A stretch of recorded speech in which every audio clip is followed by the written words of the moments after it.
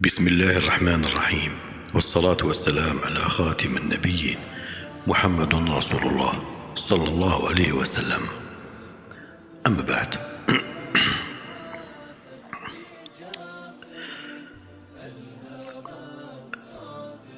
الله عز وجل بين في القرآن الكريم بين بأنه لا يهلك القرى ولا يقسم القرى ولا يصيب القرى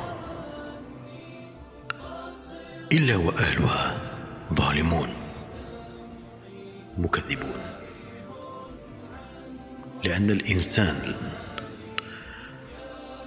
لما تقام عليه الحجة فنقول أنه خرج من الغفلة. نعم، اسمعوا ماذا قال عز وجل في سورة هود: فلولا كان من القرون من قبلكم فلولا كان من القرون من قبلكم من الأقوام السابقة أولو بقية ينهون عن الفساد. كانت فيهم بقية ينهون عن الفساد في الأرض. بسبب هذا من نجا ينجو إلى القليل، وهذه سنة الله عز وجل وليس الكثير. فلولا كان من القرون من قبلكم أولو بقية ينهون عن الفساد في الأرض إلا قليلا ممن أنجينا منهم. سبحان الله، هذه الفئة القليلة التي نجت لولا كانت هنالك بقية من القرون أولو بقية من القرون السابقة ينهون عن الفساد، هذه الأقلة لا تنجو. واتبع الذين ظلموا ما أترفوا فيه وكانوا مجرمين.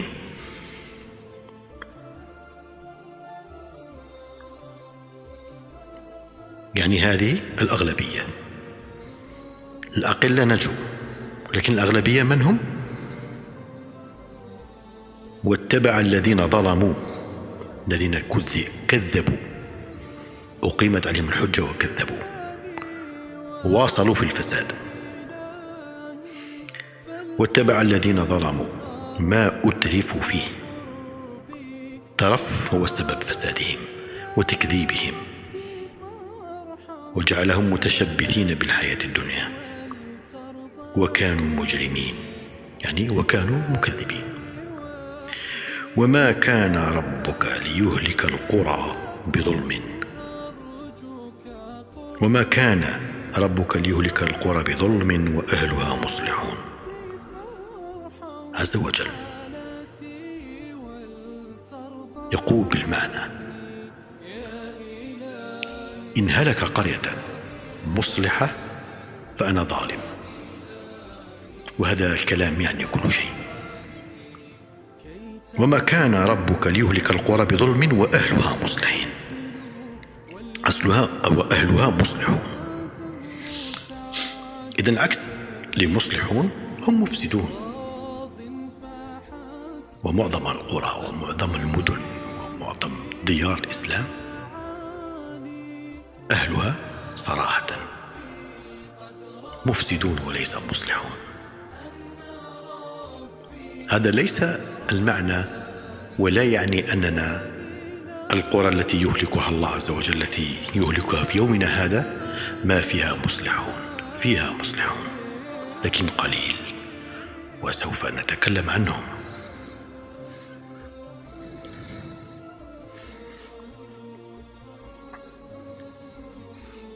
ويقول كذلك في سورة، يقول عز وجل، يقول الله تعالى في سورة القصص: وكم أهلكنا من قرية بطرت معيشتها. نعم، فتلك مساكنهم لم تسكن من بعدهم إلا قليلا وكنا نحن الوارثين.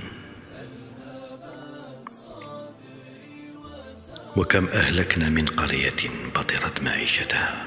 البطر في المعيشة هذا واضح.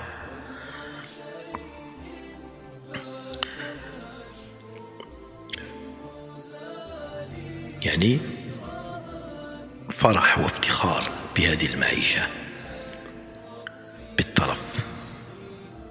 وكم أهلكنا من قرية بطرت معيشتها فتلك مساكنهم لم تسكن من بعدهم إلا قليل وكنا نحن الوارثين.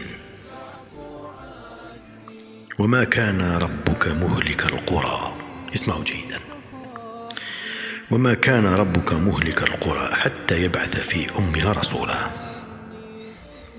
نعم، يتلو عليهم آياتنا وما كنا مهلك القرى إلا وأهلها ظالمون، يعني مكذبون، هذا واضح.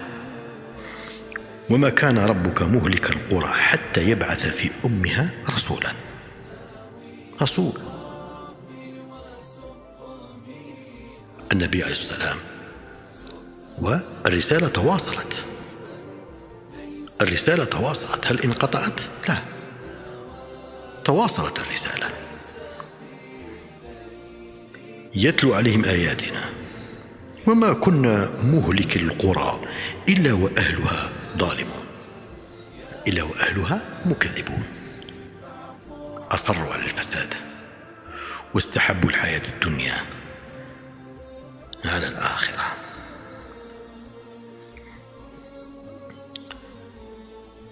يقول كذلك الله تعالى في سورة الأنعام: يا معشر الجن والإنس ألم يأتكم رسل منكم يقصون عليكم آياتي وينذرونكم لقاء يومكم هذا قالوا شهدنا على أنفسنا وغرتهم الحياة الدنيا وشهدوا على أنفسهم أنهم كانوا كافرين. الذي يبتغي الحياة الدنيا، يستحب الحياة الدنيا عن الآخرة، ويصر على المعصية ويصر على الفساد، فهذا كفر بما أنزل على محمد، كفر بالله وكفر. لما نقول كفر بآيات الله كفر بالله. ذلك أن لم يكن ربك مهلك القرى بظلم وأهلها غافلون. هنا كذلك يبين عز وجل، يقول كأنما يقول لنا عز وجل: أنا ظالم، أنا ظالم